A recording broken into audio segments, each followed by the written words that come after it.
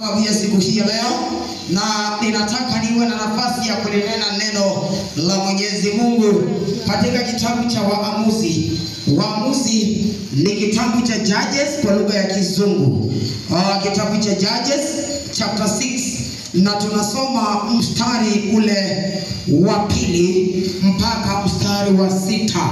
Kitabu cha Waamuzi mlango ni wa 6 na mstari wa kwanza wa 2 hadi mstari ule wa 6. Tunasoma katika kitabu cha Waamuzi, the book of Judges chapter 6 and verse 2 to verse 6. The Bible says, mkono wa Midiani ukawa na nguvu dhidi ya Israeli, na kwa ajili ya Wamidiani Waisraeli wakajitengenezea mahali pa kujificha milimani kwenye mapango ya ngome. Kila wakati Waisraeli walipopanda mazao mashambani, Wamidiani, Waamaleki na mataifa mengine ya mashariki walivamia nchi yao, wakapiga kambi katika mashamba yao na kuharibu mazao ya nchi yote hadi kufikia Gaza, wala hawakuacha kiumbe chochote kilicho hai wa Israeli, iwe kondoo au ng'ombe au punda. Walipopanda na mifugo yao na mahema yao mfano wa makundi ya nzige, ilikuwa haiwezekani kuwahesabu watu na ngamia zao. Wakawavamia nchi ili kuiharibu. Mstari wa 6 maandiko yanasema, Waisraeli wakafanywa kuwa maskini sana na Wamidiani, hata Israeli wakamlilia Bwana na kuomba msaada. Mungu alibarikie andiko la kwake. Mungu alibarikie andiko la kwake. Nataka kunena habari kuhusu roho ya mateso. Praise the Lord. Yani roho ya kuhangaika na roho ya mateso. Kuna roho ambazo zaweza kuwa zimejileta. Kuna roho zingine labda zikatumwa. Kuna roho zingine labda zikajituma. Kuna maroho zingine za mahangaiko ambazo tuko nazo. Zingine labda ni kutoka kwa Mungu, zingine kutoka kwa wanadamu, lakini zote ni roho za mateso. Hallelujah. Nataka kunena kuhusu roho ya mateso. Roho ya mateso. Roho ya kutuhangaisha. Roho la kutufanya tujisisi kwamba hatuna amani. Nataka kusema katika jina la Yesu Kristo, Mungu atatuondolea maroho za kuhangaika na mateso na za kudharauliwa na za kuchekelewa. Mungu atatuondolea. Bwana Yesu asifiwe. Maandiko yanasema katika kitabu cha Waamuzi, Mungu wakati alipokuwa amewatoa wana wa Israeli katika nchi iliyokuwa ya mateso, katika nchi iliyokuwa ya kuhangaika, maandiko yanasema ya kwamba wakati huo Mungu alipowaondoa nchi ya Misri na wakaenda nchi ya utumwa, nchi iliyokuwa ya ahadi, walipoenda pia walikuwa wanamdharau Mungu. Walikuwa wanakaa maisha hayampendezi Mungu. Wamesahau Mungu amewatoa wapi. Wamesahau ni vipi Mungu amewafikisha mahali ambapo wamefika. Let me tell you, tuko pia na watu mahali hapa ambao Mungu amewatoa mahali, but they tend to forget what the Lord has done. Maandiko yananiambia ya kwamba katika mstari wa kwanza, sikia, Waisraeli tena yaliyo maovu mbele za Bwana. Mbele za Bwana Waisraeli wakayafanya kitu.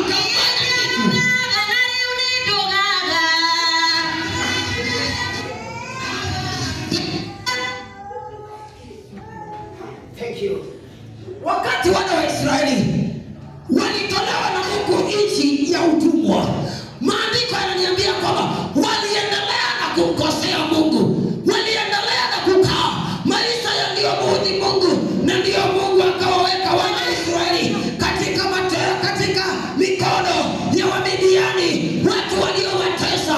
Wakati mwingine tunapitia mateso ni kwa sababu tumekiuka amri za Mungu.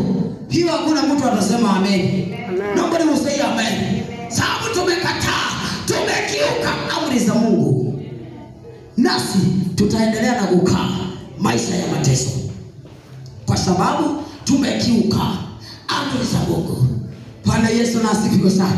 Na maandiko yanasema ya kwamba na mkono wa Wamidiani ukawa juu ya wana wa Israeli, na mkono wa Wamidiani ukaanza kuwatesa wana wa Israeli, na mikono ya Wamidiani ikaanza kuwatembelea wana wa Israeli. Nataka niseme kuna mateso ambayo Mungu ataruhusu ni kwa sababu tumekiuka amri zake, ni kwa sababu tumeziacha njia za Mungu. That's why tutapitia yale tutapitia. Praise the name of the Lord. Bwana Yesu asifiwe.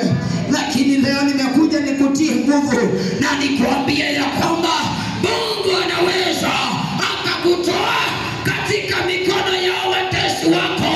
Mungu yaweza akakutoa kwa hiyo hali ya mateso, borake tu utamwamini. Bwana Yesu na asifiwe sana. Borake tu utakubali kufuata amri zake.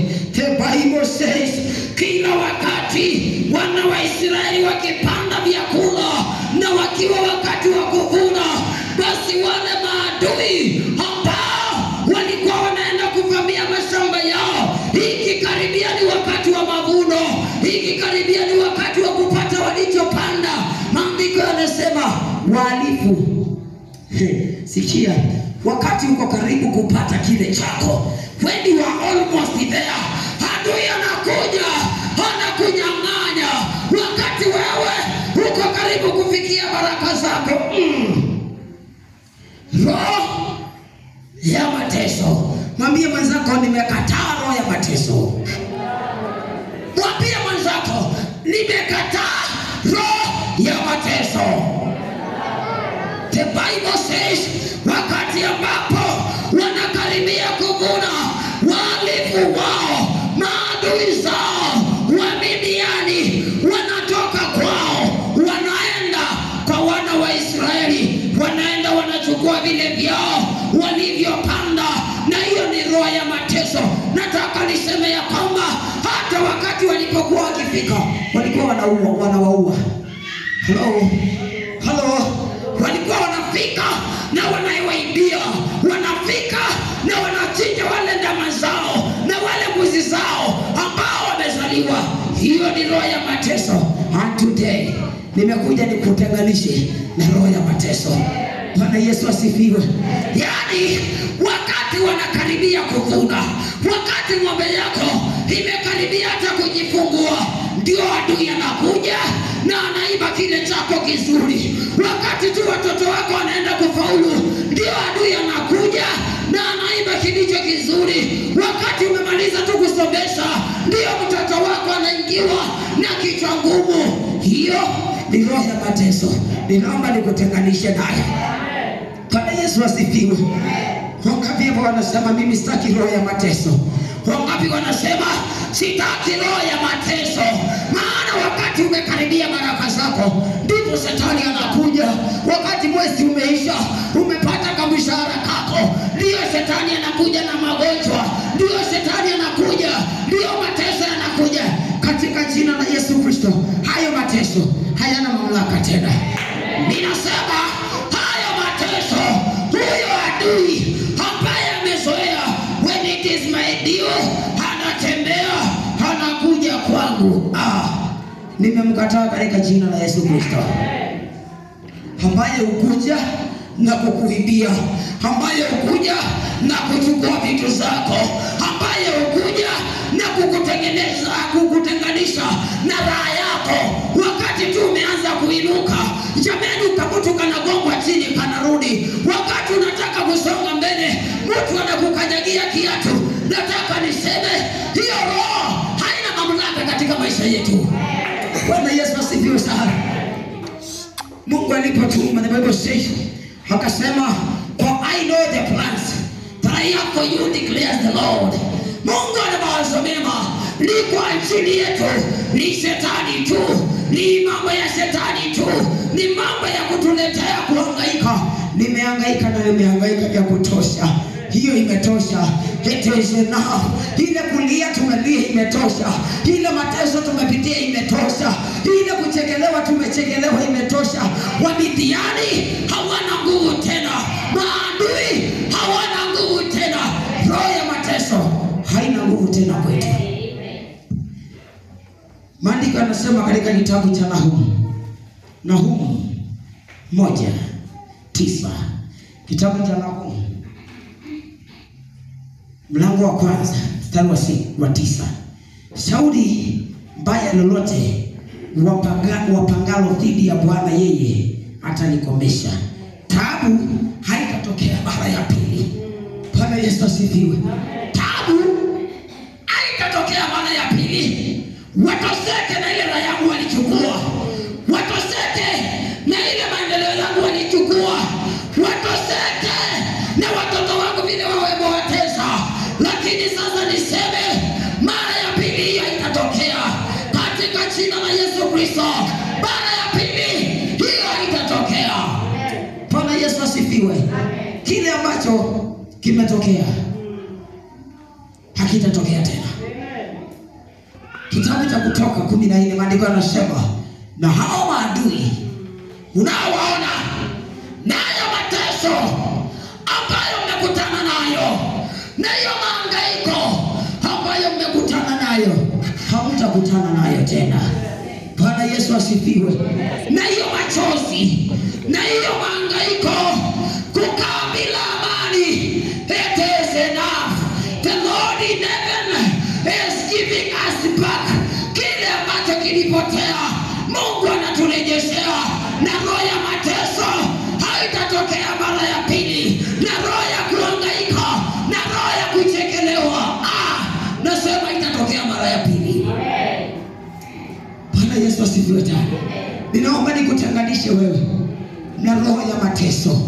Maana mateso ikianza nyumbani itaingia kanisani, na ikitoka kanisani ni kuisha tunaisha. Mateso ikianza nyumbani inaingia kwa community. Watu wakitoka kwa community na mateso wanaingia katika nyumba ya kuabudia wakiwa na mateso.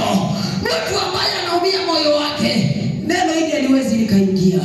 Lakini naomba akuondolee roho ya mateso.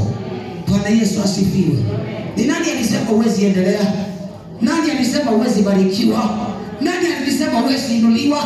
Wewe kujiweka kwa maisha ya chini, hiyo ni roho ya mateso. And I want to announce, it is not coming back again to you. Hivyo ndivyo maandiko yamesema ya kwamba taabu haitatokea mara ya pili. Bwana Yesu asifiwe. Matthew chapter 11 verse 28, the Bible says, tulio na mizigo mizito, wale ambao tuna mizigo mizito, njooni tumletee. Njooni tumletee. Bwana Yesu asifiwe. Ukiwa nayo mazito, usipelekee jirani, usipelekee hata rafiki. Yakiwa mazito, usipelekee hata saingine wachungaji wengine. Don't come to Jesus. Bwana Yesu asifiwe. Pelekee yeye. Pale kwa msalaba akasema, yote yamekwisha. Mahangaiko yangu, mateso yangu, nasema hata yako yameisha katika jina la Yesu Kristo. Wacha kuweka tumaini kwa mwanadamu. Maandiko yanasema, anayemtegemea mwanadamu amelaaniwa, lakini anayemtegemea Mungu, mtu huyo amebarikiwa. Ninaomba mateso yako na mahangaiko yako mletee Bwana Yesu. Bwana Yesu asifiwe. Yeye ndio peke yake yaweza akakusaidia. Yeye peke yake tu ndiye yaweza akakupumzisha. Ni mengi na ni mazito. Wakati unataka tu kufaulu, hata ujui nini kinaendeleanga, hata ujui nini kinatokeanga. Unakuwa na pesa yako mkononi, shilingi yako 10,000. Ukiulizwa ulifanya nini, hata unahesabu. Hiyo ni roho ya umasikini na umateso, na tumeyakataa. katika jina la Yesu Kristo. Bwana Yesu asifiwe. Tunafaa kuwa in a position to give an account of what we have. Lakini kwa sababu shetani ni mjanja, wakati umepata kile cha kwako, wakati umebarikiwa tu, wakati Mungu amekuweka tu juu kidogo, shetani anakuja na kukuibia nyota yako. Taka niseme, shetani hana nguvu, hana mamlaka, hana uwezo. Sisi ni wa Mungu, na yale uliyoyaona hayatatokea tena, na itaonekana mara ya pili. Na yakiwa mazito, njoo kwa Yesu. Bwana Yesu asifiwe. Yeye ndiye daraja, anatupenda, anatujali. Bwana Yesu asifiwe. Huyu Mungu ana uwezo. Kuna hivyo ile ukisema anaweza kufanya mambo makuu na makubwa zaidi ya vile tuombaje. Anaweza akafanya mambo makubwa na makuu zaidi ya vile ambavyo tunaomba. Mungu na atubarikie sana. Mungu na atuinue sana. Hebu na tusimame.